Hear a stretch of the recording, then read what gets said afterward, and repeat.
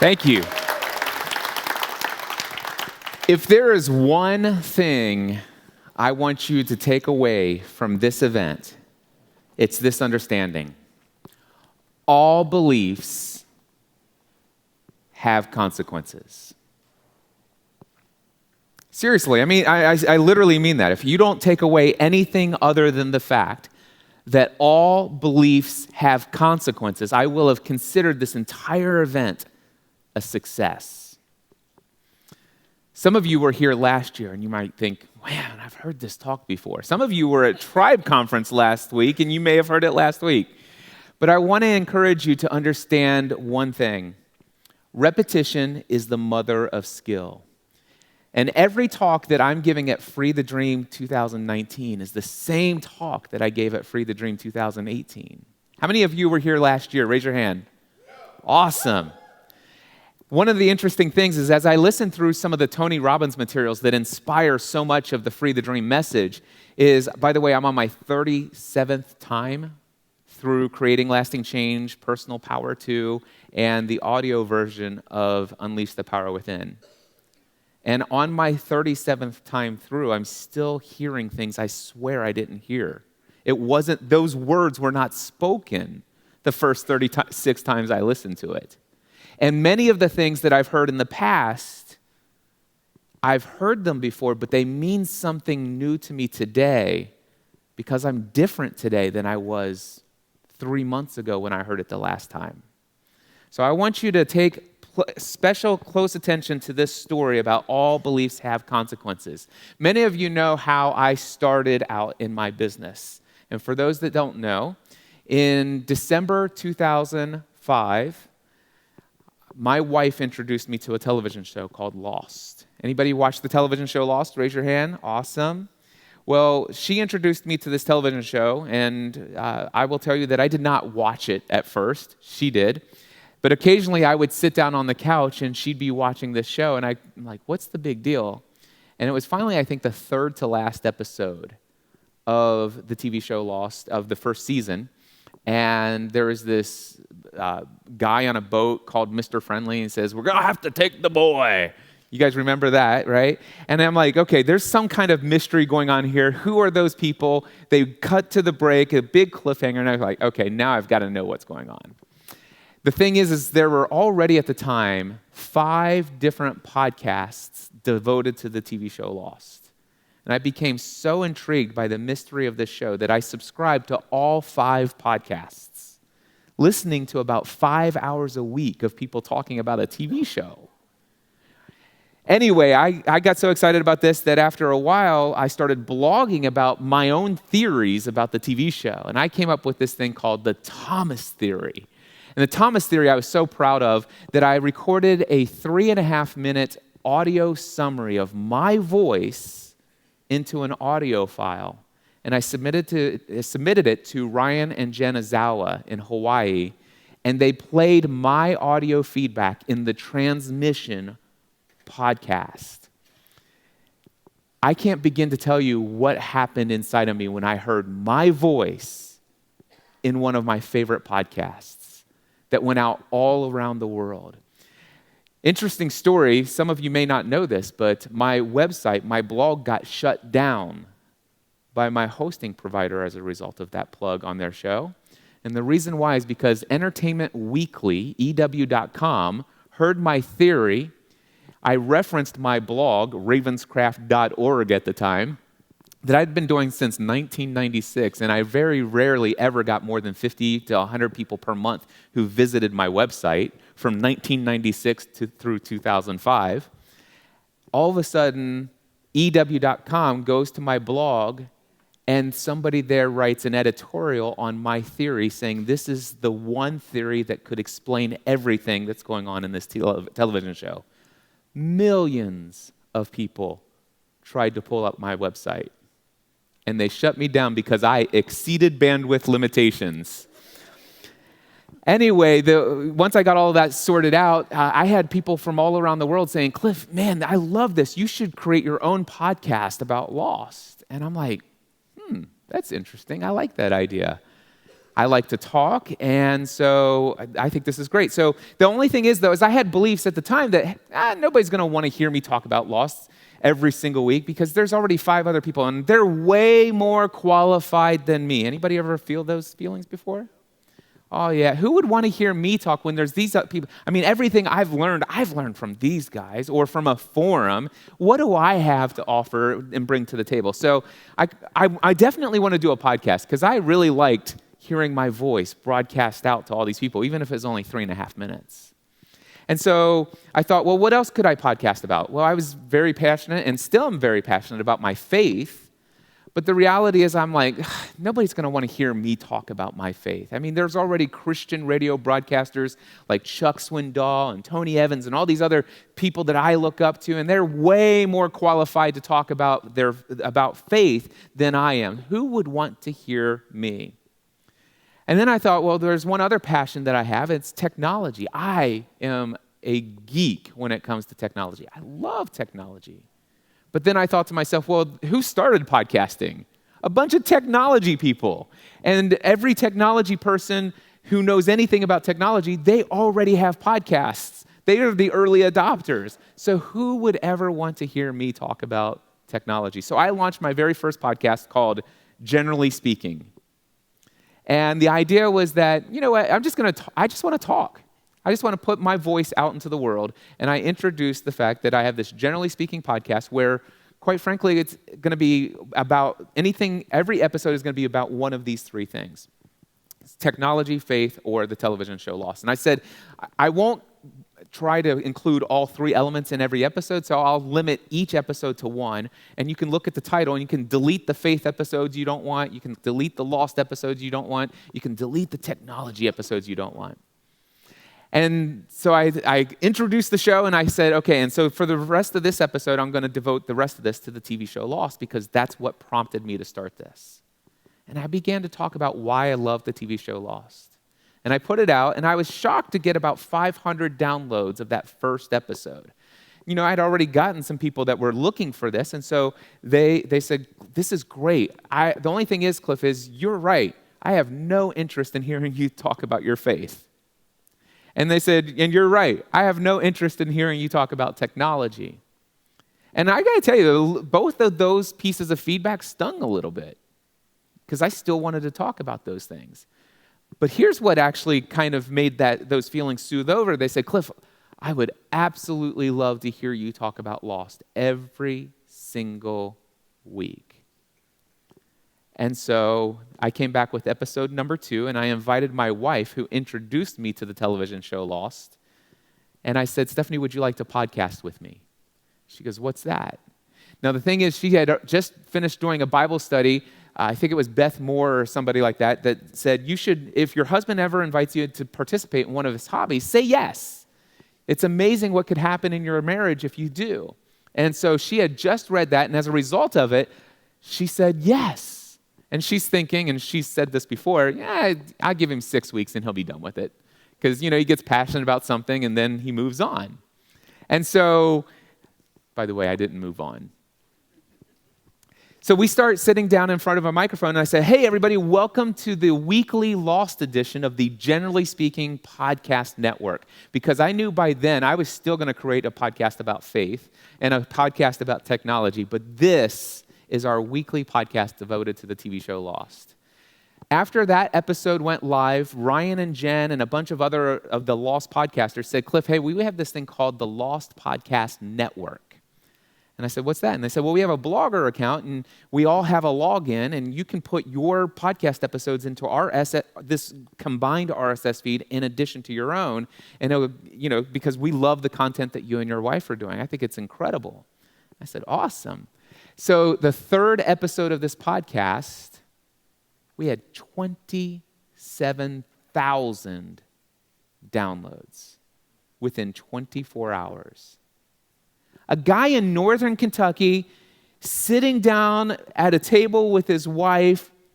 Nobody's ever heard of us before, and now we have an audience of 27,000 people.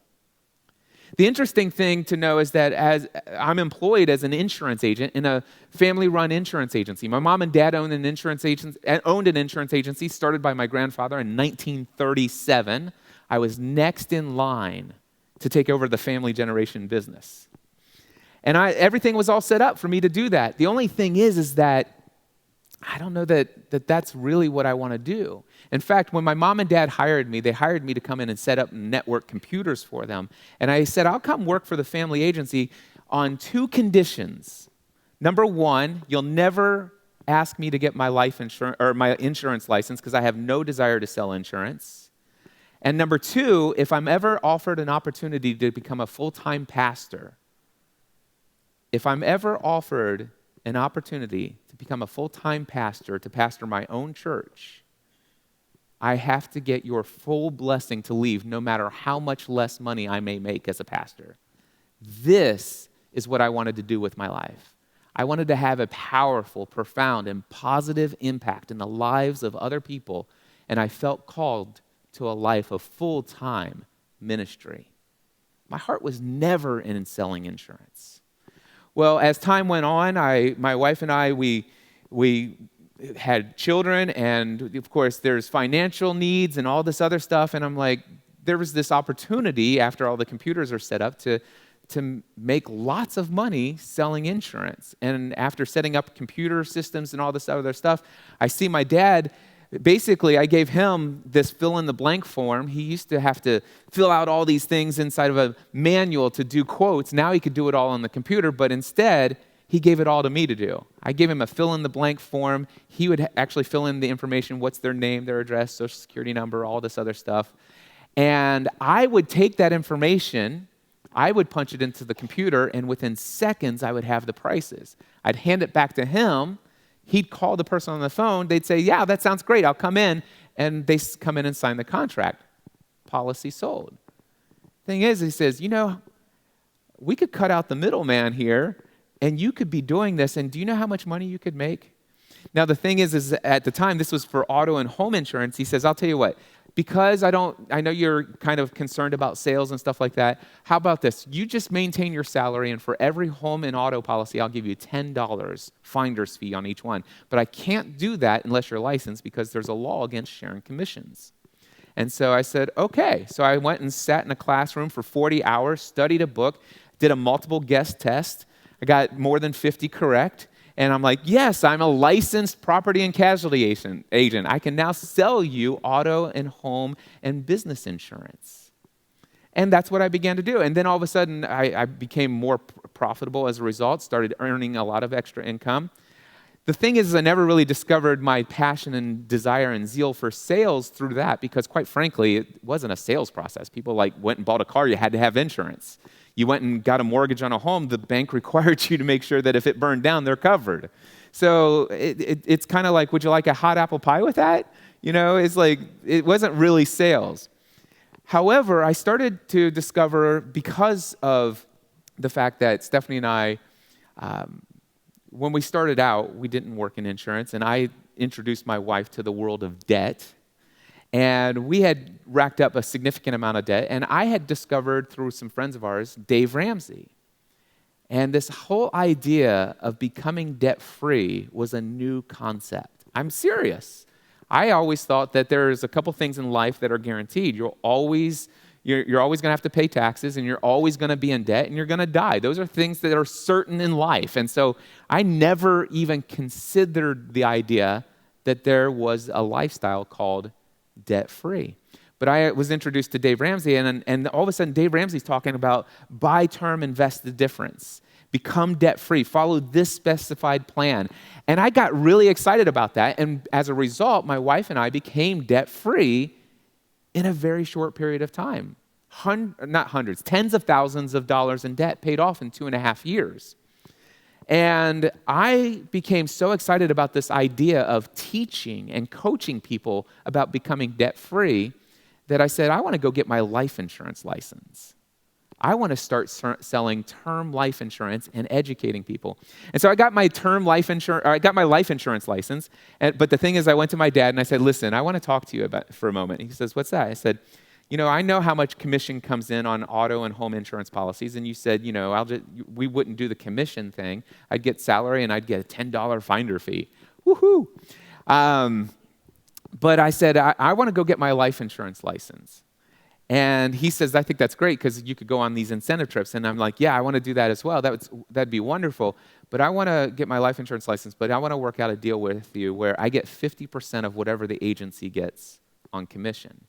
Now, how term life insurance works is that whatever you pay for the first year, 100% of that premium, so if your premium is $150, well, $150 goes straight to commission to the agency. And if for every $150 policy I sold, I would get $75 commission. And so it's like, I like this idea. This kind of could motivate me, you know what I'm saying? And my dad says, okay. He liked the idea. It's like he's not losing anything because if I didn't sell, he'd have zero. So he loved it. The only thing is I became addicted to selling life insurance. All right, people came into my business and they said, Cliff, I need to get this insurance on this Mustang. All right, I just got this new sports car, 24-year-old guy. And I'm like, awesome, okay. He goes, how much will it be? Now, the thing is, he had a used Toyota Corolla before, all right? So his rate's going up significantly. 24-year-old guy with a Mustang 5.0 GT, everything all spoilered out and everything. And so I tell him what his price would be. He goes, man, that's expensive. And I'm like, yeah. I said, have you already bought the car? And he said, yeah. And I said, can you take it back? He said, no. I said, would you like to look at some options at reducing this price? He says, what? I said, well, do you own a home? He says, no, I don't own a home. I said, well, do you have an apartment? Do you rent somewhere? Yeah, me and my wife, we rent. I'm like, okay, well, let's look at a renter's insurance policy. And I said, that's going to be about $10 a month for a renter's insurance policy, but it'll save you $15 a month because of the discount off of this car. So that brings it down by $5 a month. He's like, awesome. I said, do you have life insurance? He says, no. He goes, I don't need life insurance. And I sit there, I said, well, let me just ask you a couple questions. You said you're married, you and your wife rent. Yeah. Okay. Do you have any kids? He says, yeah. He says he's got one and one on the way. Interesting. I said, do you have any debt? He says, yeah, we have plenty of debt. And it's like, how much do you owe on the car? He was upside down on the car. He had tens of thousands of dollars in debt. And quite frankly, he couldn't afford the car that he was driving, nor the insurance on it. But here he is with a wife and 2 children and has no life insurance and no plan to ever become debt-free. And I said, well, let me ask you this. If something were to happen to you and you're driving down the road in your brand new Ford Mustang and somebody comes across the line, hits you head on, they're traveling 45 miles per hour, you're traveling 45 miles per hour, boom, you're dead. What happens to your wife and kids? I said, I never thought about that. I said, well, let's think about it. And then all of a sudden I talked to him about the idea of having a $150,000 life insurance policy, and then he would say, oh my gosh, I could pay for my kids' college, it would pay off all the debt, all of this other thing. My wife wouldn't have to go out and get 3 jobs to try to make ends meet for the kids, and man, that is like, but the thing is I can't afford life insurance. I said, it's only $30 a month. And oh, by the way, it'll save you another $20 a month off of your auto insurance because of the multi-policy discount. The thing is you'll get the life insurance for a net. I'm not doing my live math here, right? But if the analogy is right, I think it was about $5 net is what it would cost him to have life insurance. And then I sit there and he goes, okay, I'm in. I want this. I said, does your wife have life insurance? He goes, my wife doesn't need life insurance. She doesn't work. Your wife works. And trust me, if she were to die, you'd find out just how much she works. In fact, if your wife were to pass away, who would watch the kids? Do you know what daycare costs? Do you know what other expenses are? All of these other things. And he's like, okay, how much is it for my wife? And it's like, it's $7 a month for your wife. And then I asked, do you have life insurance on your children? And he's like, I don't need that. if something were to happen to your child, do you have $15,000 to $20,000 for the burial and everything else associated with it? Wow. Never thought about any of this stuff. I said, it's not the time you want to be going around borrowing money. And so the guy walks out, and the thing is he doesn't walk out 20 minutes later. He walks out 2.5 hours later after coming in to ask how much it is to add his car to his policy. But he walks out with life insurance for himself, his wife, his kids. And not only that, he walks out for the very first time in his life with a plan to become debt-free. He had never considered it before. And I talked to him about the fact that I'm going to sell you a 30-year term policy, and your goal is by the end of the 30 years, you have no debt and no need for this policy anymore. And mind blown. I got to the place where, quite frankly, in my insurance career, I was doing that 15, 20 times per week because those people left my office and went and told everyone else about the conversation I had just had. Now, I got to tell you, my dad was not so excited about how much time I was spending with clients because, quite frankly, really, if you think about time invested to make, what did I make? I may have made, $150, in commissions for myself personally, $150 in commissions for the agency. Sure, there was the commissions on the car, but the car was really where most of the monthly premium on the car is where most of the income for our agency was coming because that car was very expensive to insure for a 24-year-old. But the reality is that it wasn't very profitable for me to spend 2.5 hours with each client. But see, I wasn't thinking like that. I was thinking about, I'm serving people. I'm doing what I was most called to do in this world. In fact, I got to the place where I believed for a time that, if I was offered an opportunity to become a pastor of a church full time, I don't know that I would do it at this point. I feel like this is my greatest ministry in the world. Until I discovered podcasting. Stephanie and I podcasting every week. By the way, that 27,000 downloads per episode very quickly went to 60,000 downloads per episode. And as a result of that, we started getting emails from all over the world. People saying, Cliff, because of you and your wife, there was that episode where you talked about tabula rasa. That was the title of an episode, starting over with a clean slate. The whole idea is that these people crash-landed on an island, and they all had these really horrible past things that they had done that quite frankly, if people knew, that they would judge them. And as a result of that, now they're on the island, nobody knows their past, they get to start over with a clean slate. They get to reinvent themselves. What an amazing theme. So Stephanie and I got to talk about our own experiences with starting over with a clean slate. We talked about some of our experiences with our faith, not intentionally in people's face, but in your face with it, but just like, man, this is an opportunity for us to talk about how we've experienced the opportunity to start over with a clean slate and that we get to do it every single day without crash landing on an island. How awesome is that? And what's so crazy is that this is just natural. This is who Stephanie and I are. This is how we believe. This is how we think. I was blown away to learn that people around the world didn't know that they could start over with a clean slate and reinvent themselves every single day if they choose to. So people are like, Cliff, Stephanie, you blew my mind. This is changing my life. We had, all good cowboys had daddy issues. My wife has some daddy issues in her past. I certainly had my share of daddy issues in my past. We talked authentically about daddy issues, and people are writing to us telling us their daddy issues and all the things and of course, what am I doing? I'm spending all of my time now, hours every single week, encouraging people, educating people through email.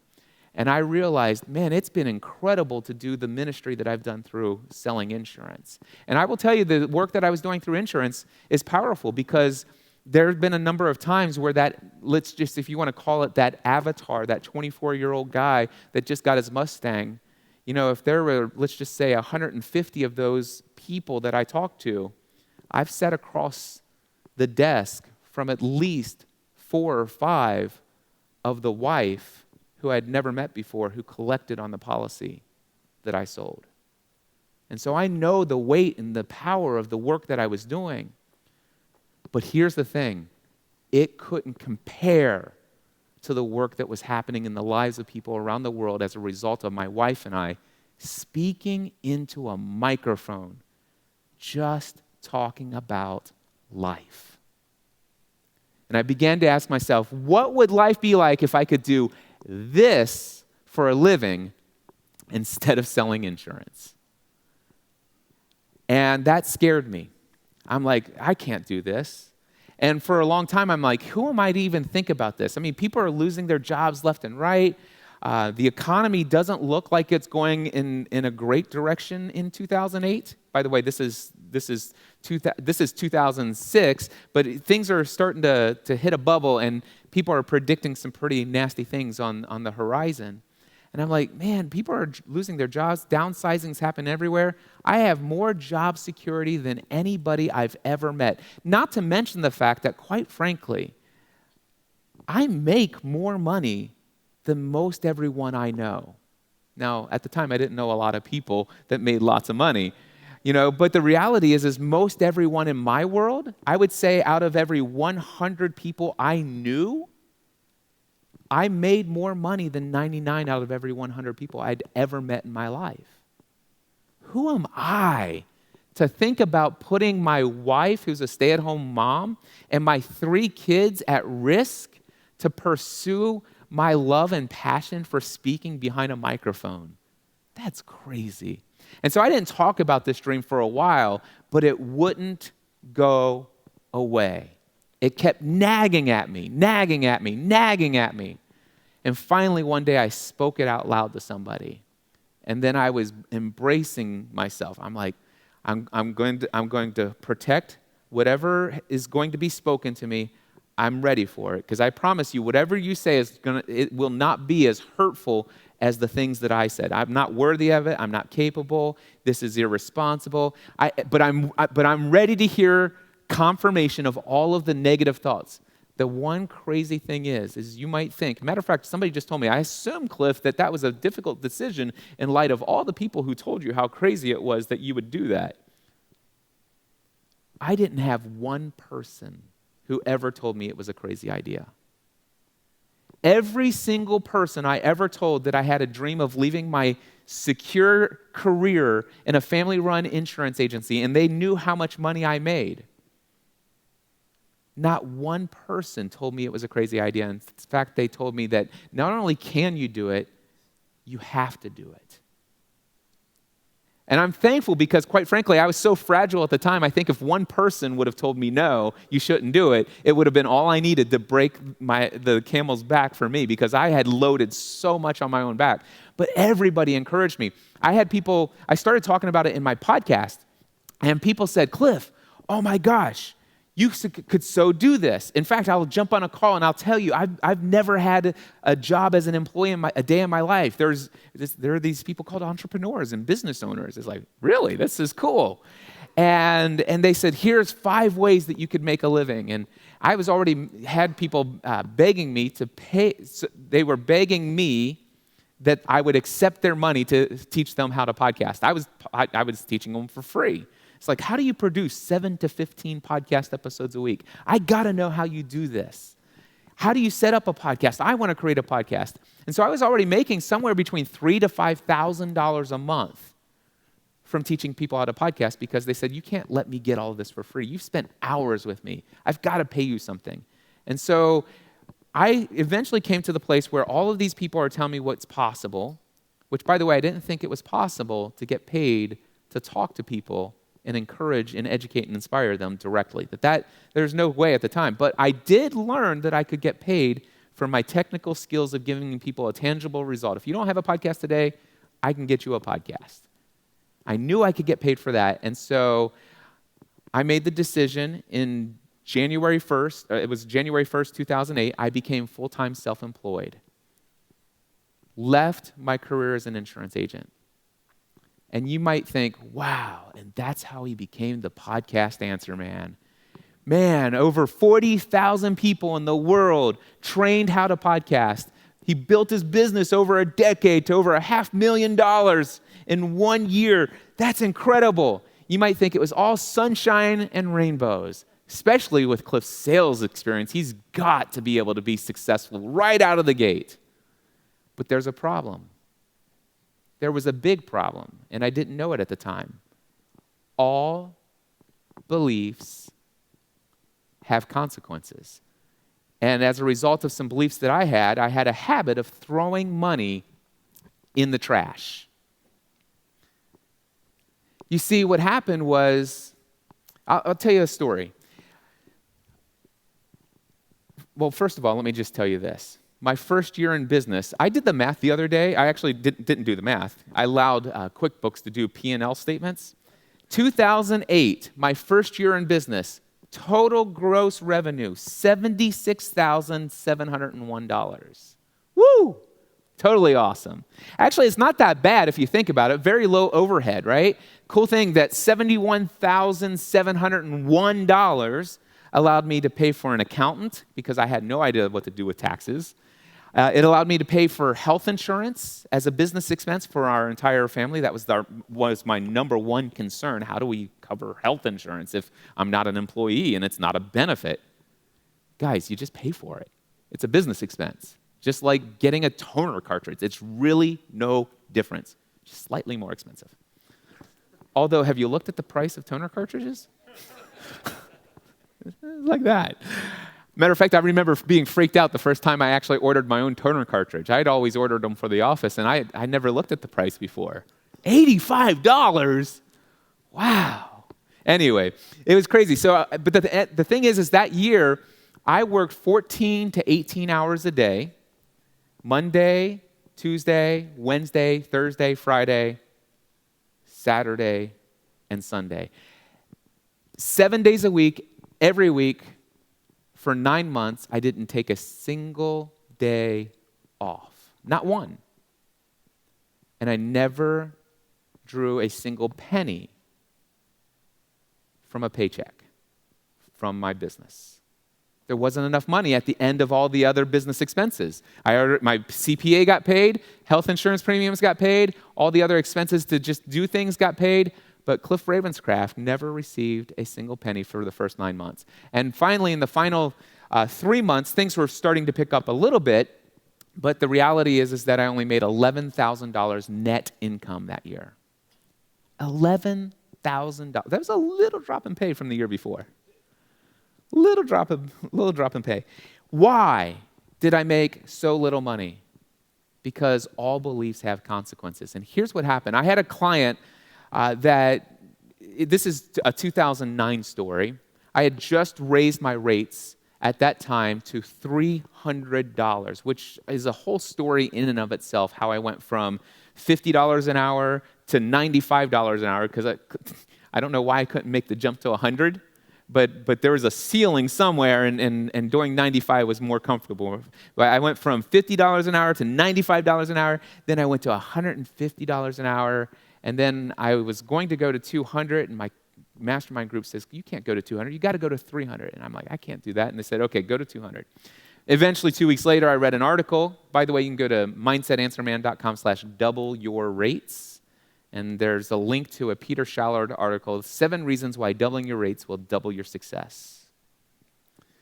Anyway, I raised my rates to $300, and I had a client call me right after doing so.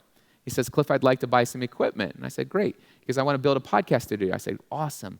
And I sit there, and he says, I have a small budget to work with. I only have $25,000. And I'm like, I think we can cover that. The reality is I sold him about $1,600 worth of equipment. I made about $400 on the sale. All right?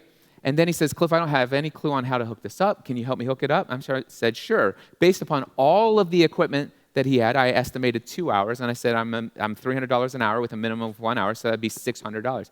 No problem, put it on. I just made 600, hold on, let's see, 600, 400, is that, oh my gosh, I just made $1,000. Did I just do that live math right? Anybody? Yes. Sweet, live math, Cliff Ravenscraft, I got it. All right, so I just made $1,000. 400 out of it I just made in 15 minutes. That's insane. And I'm getting paid $600 to do 2 hours of work, and we got on the call, no problem at all. After we finished our 2 hours, after he received the equipment, he is so excited, and I just had the time of my life. A couple months later, I get an email from him. He says, Cliff, I got a problem. He goes, I can't hear the people on my telephone interface device. And I'm like, what do you mean you can't hear people? And he says, Cliff, I can't hear people. The audio just won't come through. And I sit there, I said, well, can you tell me what's going on? And he couldn't explain it in a way that made sense. So I sit there, I said, well, I've got a full schedule. In 2 weeks, I can help you out. And he says, no problem at all. And I felt guilty about the fact that, and he says, and I said, it's a minimum of 1 hour, $300. He said, yeah, no problem. Put me on your schedule.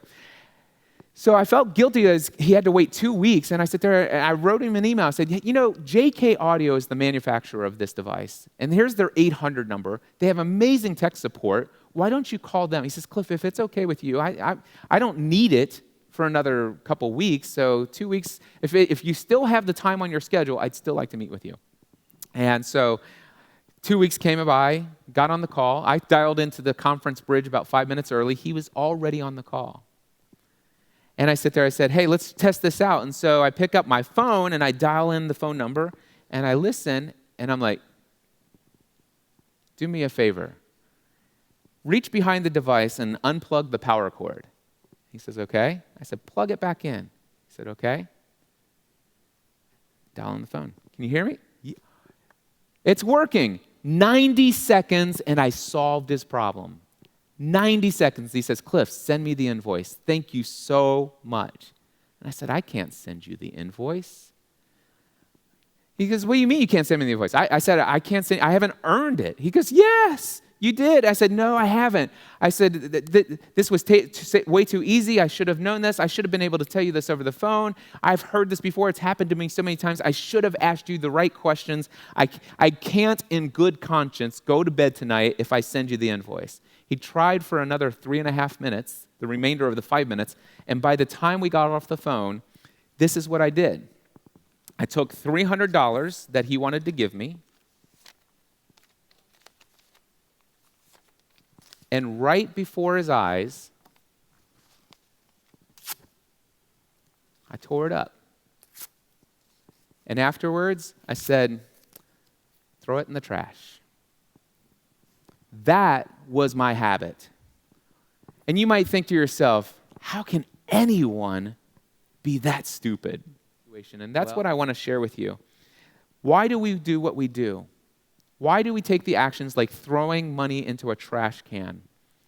This is something that I learned from Tony Robbins. All human behavior is belief-driven. All human behavior is belief-driven. What is a belief?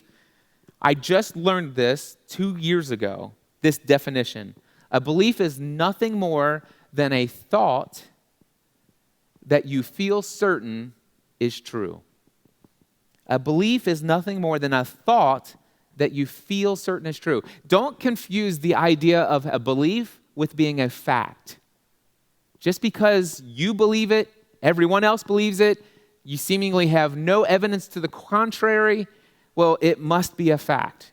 That's how I used to associate the context and my thoughts around this idea of a belief. That if it's a belief, then it's true, and you can't argue against my beliefs. And that's why sometimes I used to have problems that I still see a lot of people have today, where somebody else has a different belief that's opposing to my belief, and there used to be a lot of conflict there until I learned that a belief is nothing more than a thought that I feel certain is true.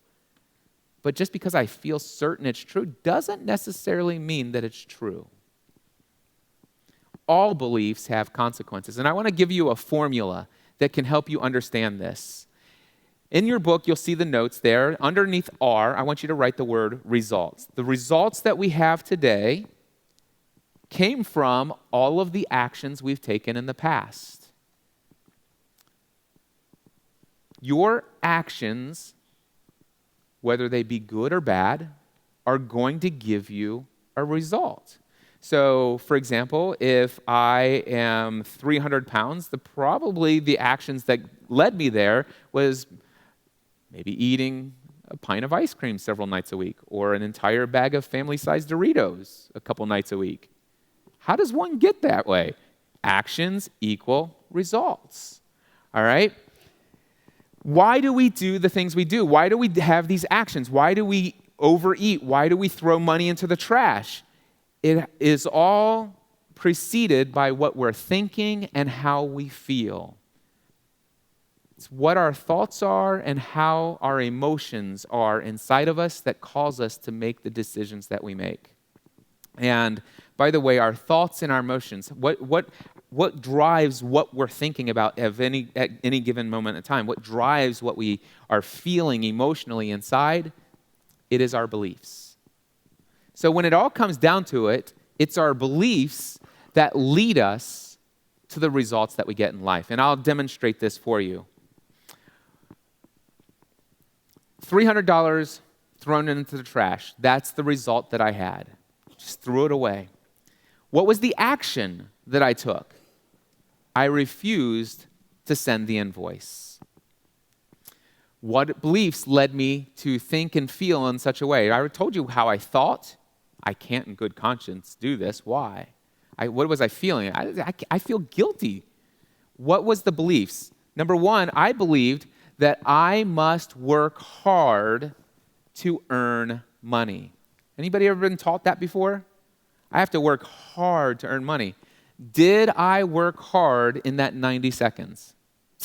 No. I knew exactly what it was the second I heard the sound. There was no hard work involved in that at all. Here's the next one. The more difficult my job is, the more income I should earn. This is why I believe brain surgeons and rocket scientists make more money than than a garbage collector or the guy who mows your lawn. It's like I had this paradigm that the more difficult someone's job is, the more that they should get paid. And was this job that I did, that 90 seconds, was it difficult? No.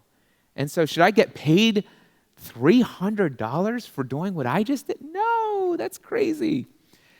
How about this belief? The more I hate my job, the more I should get paid to do it. I know that's a whacked out belief, but I tell you, I held that belief. I was so certain it was true.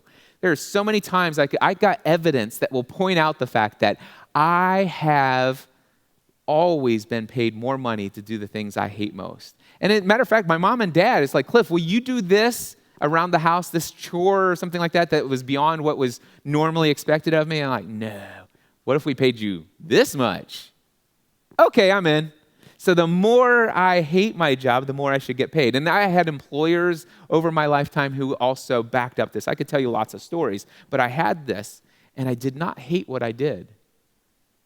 On that call, that 90 seconds, I loved the fact that, as a matter of fact, I begged him. I said, hey, I can't send you, but I'll tell you what, you've got me for the next hour. Would you like to talk? He's like, no, Cliff, I'm good. Thanks. Send me the invoice. I'm like, but we have an hour, and that was the next one. My clients are paying me for an hour of my time. He didn't get an hour of my time. So I didn't earn the $300. That's how I thought. That's how I felt. The more time it takes to do a job, the more I should get paid. This only took 90 seconds. How should I mean, if I have this belief, do you guys see that, and by the way, one more belief. I still have this one, by the way. I'm going to hold on to this belief for a while. It is wrong to take money that I have not earned. It is, unless it's a gift. But in the idea of in business, if I have not earned this money, it's called stealing if I take it from them. All right? So I'm going to hold on to that one. But if you look at that lineup of beliefs on the screen here, you'll notice that it would be impossible for me to send an invoice. Do you understand why now? There's no way I could have went to bed at night. I couldn't have lived with myself sending an invoice for $300 for that 90-second call that I should have known to ask him that question. How did I not know? All right. If we want different results in life, we have to get to different beliefs. All right? So here's what I did. I began to evaluate. Listen, I earn money by providing value, helping people get what they want. What did he want? He wanted his telephone device. He was willing to pay $300 to get his problem solved. He needed to be able to hear the person on the telephone through his device. That's what he wanted. Did I give it to him? Yes. All right? The more I love my work, the more I'll invest in becoming great at what I do. The reality is that if he would have had a call with just any average podcast technical consultant, he probably wouldn't have got his problem solved in the first hour. Now, he would have if he would have called JK Audio, but he had already said, I want to work with you. But the reality is the average podcast consultant would have they wouldn't have solved this problem in an hour. Matter of fact, it took me more than an hour to solve it the first time. But why was I able to solve it in 90 seconds? I listened, I heard a sound, and I'm like, I've only heard that sound twice before. When the electric went out and the power came back on, it sent a power surge, created what's called a crossover. And I literally troubleshot that for hours the first time, trying to figure out why I couldn't get this device to work. And finally, I unplugged it and plugged it back in, and it solved it. And when it happened the second time, I solved it instantly. And when I heard that in the first 90 seconds of the call, I knew what it was. Why was I able to solve it in 90 seconds? It's because I've devoted thousands of hours of my life. I was creating 15 to 20 hours worth of podcast content every single week, doing telephone calls every week. I've had this device for 5 years already myself. I know how to do this thing. And so the more I love my work, the more I'll invest in becoming great at what I'm doing, and I have so much more value to offer. Clients are paying for results, not paying for an hour of my time. Providing the desired result in a shorter amount of time was more valuable to my client. I didn't think about that at the time until I read a book a couple weeks later called Secrets of the Millionaire Mind by T. Harv Eker. You might want to write that down. It's a powerful book. And matter of fact, it's where this formula, the tier formula, came from. Anyway, the idea here is that I realized that this guy was able to afford to pay me the amount that he was able to pay me because his time is valuable. He was willing to spend an hour to troubleshoot the problem. It was that important to him. But the fact that I was able to solve his problem prior to the call even being able to start, he had an entire extra hour in his day. That was worth way more than $300, and he was willing to pay $300 just to get the solution. Wow. Money equals certificates of appreciation. I listened to the book Thou Shalt Prosper, and it talks about that money is nothing more than these certificates of appreciation. And the more that people appreciate the value you bring into into their lives, they'll look for ways. It's called the theory of reciprocity. How many of you ever, as a kid, were picked on by people? Maybe in school, you ever get pushed or hit by a bully or anything like that in school? Raise your hand, or am I the only person? Okay. Whenever that happened, did you or did you not have a desire to push them back? Or punch them back? And if so, don't feel guilty because we're hardwired this way. It's reciprocity. It's built into our nervous system. And so the interesting thing that I find is if I think back in all the times when somebody pushed me and I wanted to push them back, did you want to push them back exactly as much as they pushed you? A little bit harder. That, my friends, is the theory of reciprocity. It's the negative side of the theory of reciprocity, but it is the theory of reciprocity. But the opposite is true. Have you ever received an unexpected gift from someone? It's not your birthday, but they gave you a gift. Did you or did you not internally immediately think, man, I have a desire to return value and maybe get a gift for this person unexpectedly one day?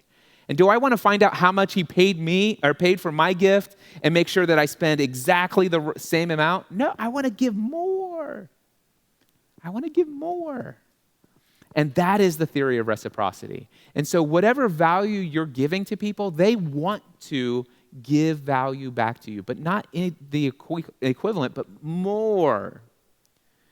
And the interesting thing is that when somebody says, I want to give you some certificates of appreciation, don't take their gift and rip it up in front of their face and throw it in the trash.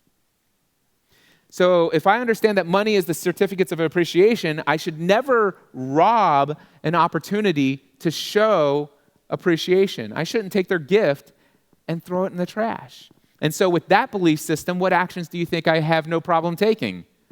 I send the invoice. And once I worked out these different beliefs, these new beliefs, once I began to do that, my life changed. In fact, nobody schedules a call with me without paying beforehand. It's a whole different game because I know the value. I send the invoice, and what do I get if I do that action instead of refusing to send the invoice? I have an extra $300 in my pocket. This, my friends, I want you to understand. All beliefs have consequences. All right. 4 steps to breaking free from limiting beliefs. Number 1, you need to become aware of the limiting beliefs that you have. Awareness is step number 1. The problem is that we're unaware of 80% of our beliefs. When I refused to send that invoice, when I tore up that $300 and threw it in the trash that day, I was unaware of those beliefs that I told you about in the first set of slides.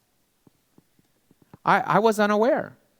So if we're unaware, by the way, on this stage, I have eliminated so many limiting beliefs from my life. But I will tell you right now, on this stage, I am currently unaware of a minimum of 80% of every limiting belief that I still have keeping me from anything I want to do next in my life. So how do we become aware? That's where we come up with the need to dream. We need to dream. You need to ask yourself, what do I want? And we're going to have an entire exercise on discovering what you want. All right? So I just want you to write down that step number 1 is awareness. How do you do it? It's the need to dream. Ask yourself this question, what do I want? Okay? If I want that, what steps would I need to take to get it? Okay, now I know what steps to take. Then ask yourself this question. Why haven't I already started doing that? And you'll come up with these things we call excuses. And this isn't in your notes, but I want you to write this down. Excuses expose beliefs. I want you to think about this. Every single time from this day forward, when somebody asks you something in any conversation and you speak out of your mouth something that you know is an excuse, I want you to also take some time to find a pen and a piece of paper and write down that excuse because it will expose for you a belief that you have that's holding you back. Excuses expose your beliefs. That's how you become aware. And you don't become aware of those and you don't come up with the excuses until you start dreaming and discovering what you want, why you want it, ask yourself how to get it, and then why haven't you done it? Or why won't you start right now? Why can't you? And you'll come up with all those limiting beliefs. I'm not worthy. There are people more qualified. There's already so many people doing this. Step number 2, discover the source. You know, many times our beliefs were formed when we were a child. Some of them, hopefully, some of your beliefs will be formed this weekend.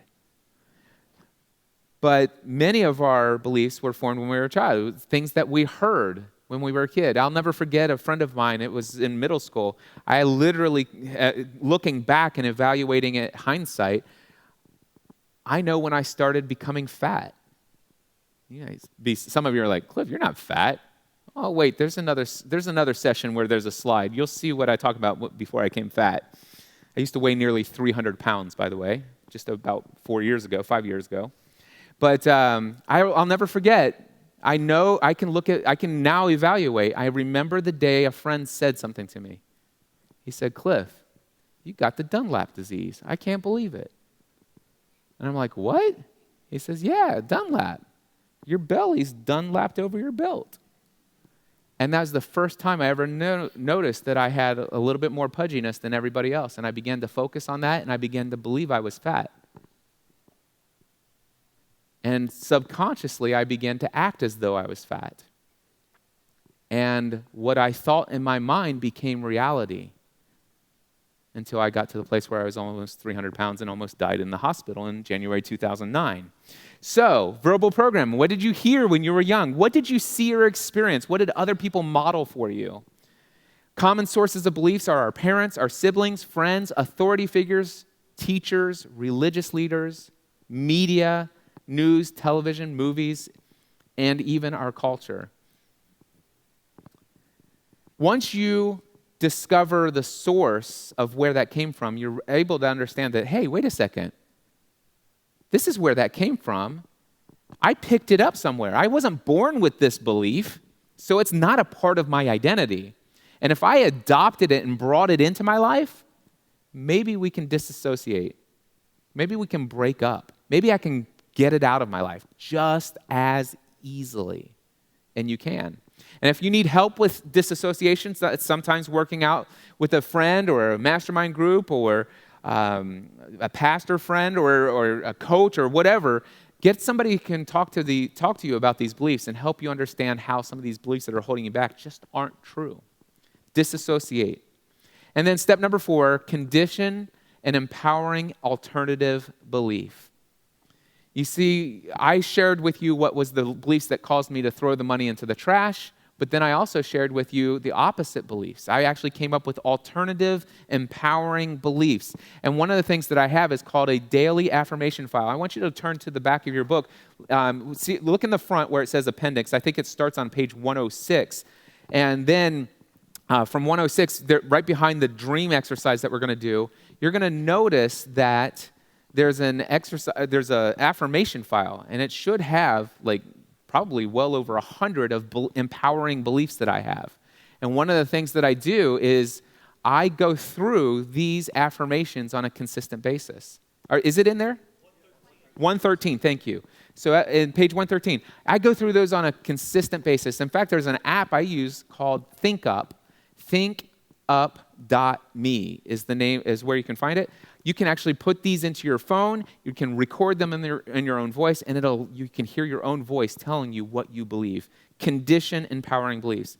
And how do we do that? I shared with you how we do it. But here's what I want you to remember, my friends. From this day forward, every time you give an excuse as to why you don't have what you want, you're exposing a belief. Every time you say, this is what I feel God wants for me in my life, but I don't have it today, and you give yourself an excuse, you're exposing a belief. And I want you all to never forget the phrase that every belief, all beliefs, have consequences. Thank you.